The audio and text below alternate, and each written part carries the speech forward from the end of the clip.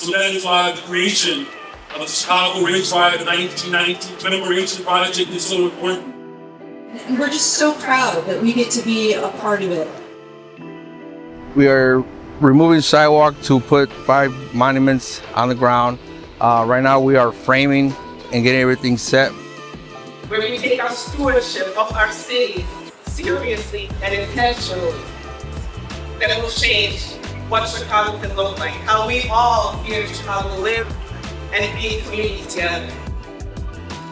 I'm honored to be here as we unveil the first 5 of 38 unique glass markers.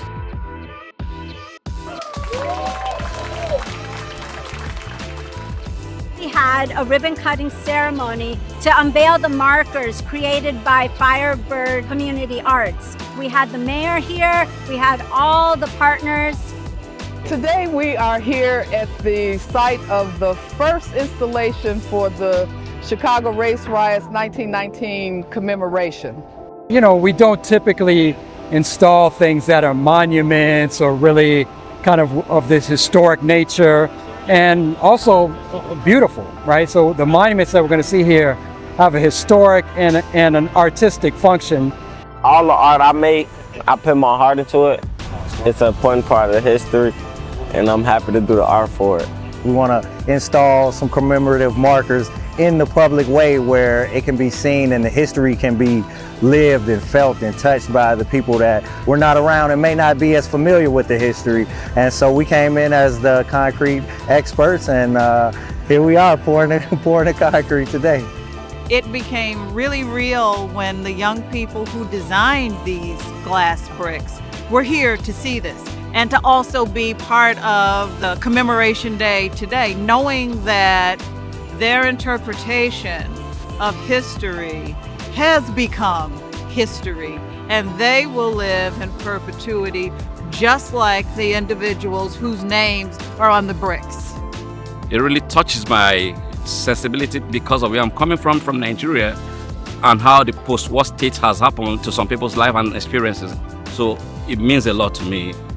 It connects to my childhood experience as well. And we are here because in 1919, the Chicago Defender, which was the largest circulation black newspaper in the country and was published a few blocks from here, named this intersection the Vortex of Violence. Eugene Williams was stoned and drowned, and it was the lack of justice for his death because his friends saw who did it. They went to the police. They wouldn't arrest the person that was responsible. Unfortunately, over about a week, 38 individuals were killed. 25 of them were black, 13 were white. 537 people were injured, and thousands of people were left without homes or businesses due to arson. 2/3 of the victims were black. 2/3 of the people who were arrested were black.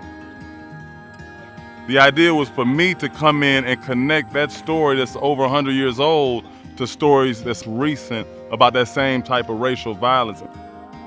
And what makes this even more special is that for the previous 5 events, it's about what we want to do in terms of having the art.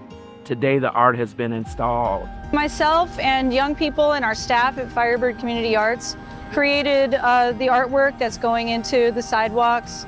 We were all involved in every part of it, from like the design, the conception, the images that are in the markers are us.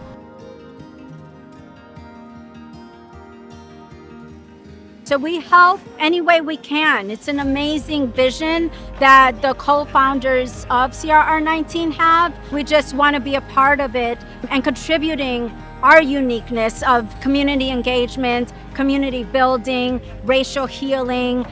I'm so grateful to be here. It's been an amazing journey working with CRR 19. And so I am so proud, overwhelmed with positive emotion. Now that we've actually achieved the first part of our installation goals, I'm excited for carrying this momentum into the future and installing the rest of the 33 markers.